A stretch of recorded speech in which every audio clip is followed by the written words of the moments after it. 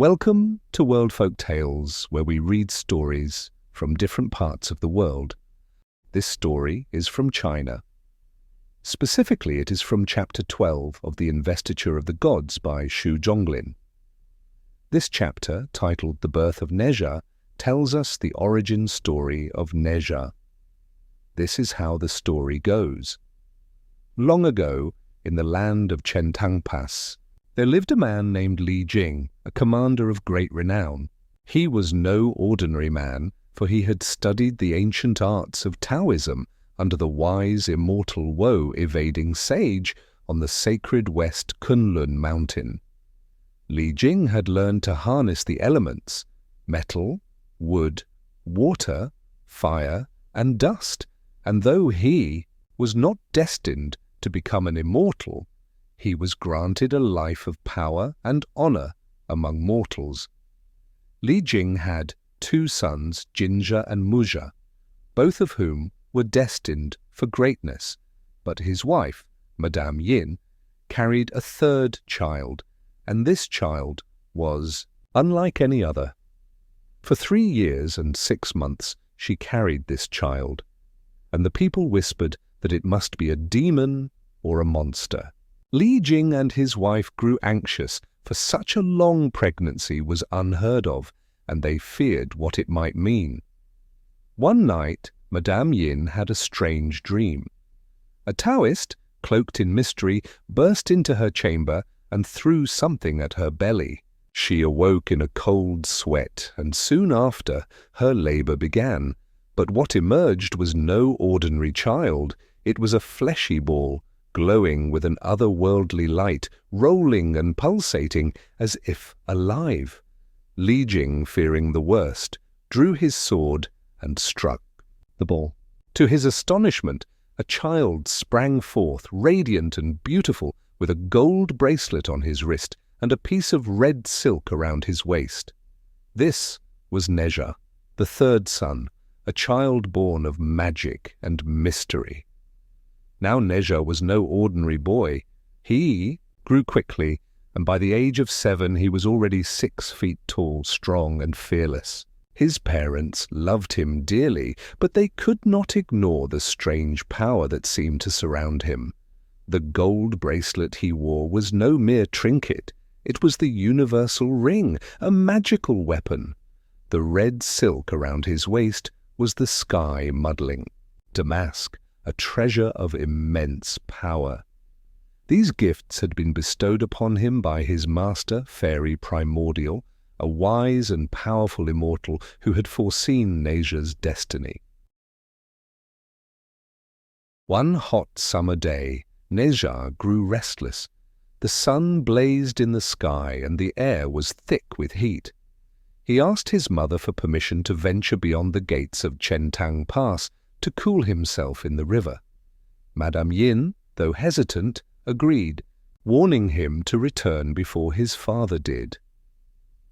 Accompanied by a guard, Ne Zha made his way to the 9-Bend River, a sparkling stream that flowed into the East Sea. When Ne Zha reached the river, he stripped off his clothes and waded into the water. The heat of the day melted away as he dipped his sky-muddling damask into the river and began to wash himself. But Ne Zha did not know the power he wielded. Every time he dipped the red silk into the water, the river turned red and shook violently. The waves traveled all the way to the crystal palace of the East Sea, home of the Dragon King, Ao Guang. The Dragon King, sitting in his palace, felt the walls tremble and the waters churn. "What is this disturbance?" he roared. He sent his servant, the Yaksha Li Gen, to investigate. When Li Gen arrived at the river, he saw Ne Zha, a young boy playing in the water with the red silk. "Boy!" he shouted. "What are you doing to the river? You have shaken the crystal palace itself." Ne Zha, startled, looked up and saw a creature with a blue face, red hair, and long tusks, holding a massive axe.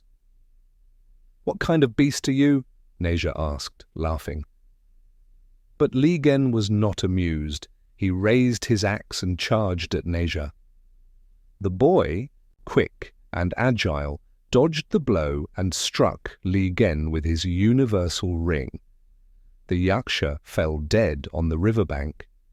Ne Zha, thinking little of it, continued to wash his universal ring in the river, but the disturbance grew even greater, and soon the Dragon King's third son, Ao Bing, arrived on a great marine beast, armed with a lance. "Who dares to kill my father's servant?" he demanded. Ne Zha, unafraid, admitted to the deed. "I am Ne Zha, son of Li Jing," he declared.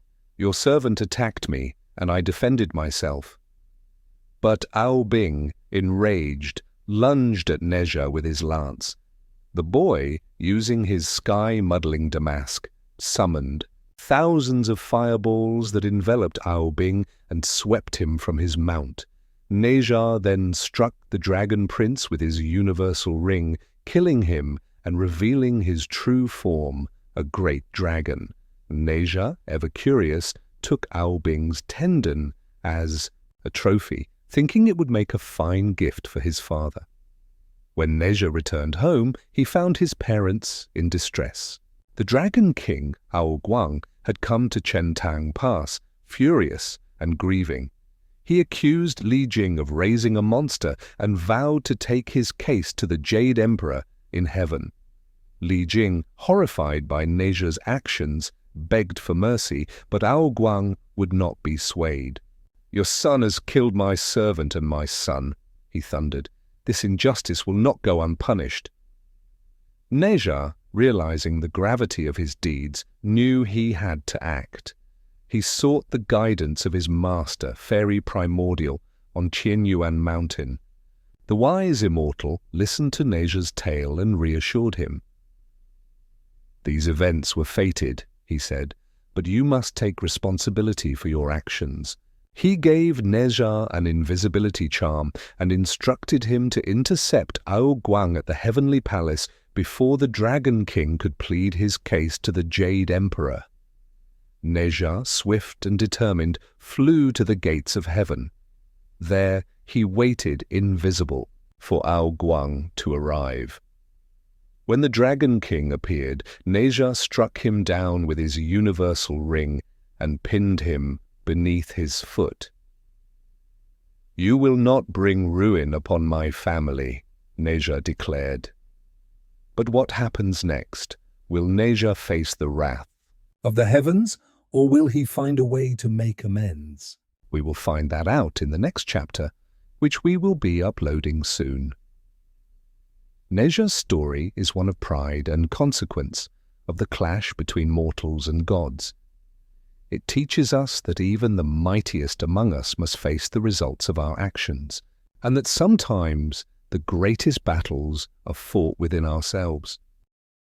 Thank you for checking us out here on World Folk Tales. Please help us by clicking the like button for this video. Subscribe to this channel if you want to know more folk tales, myths and legends from other parts of the world.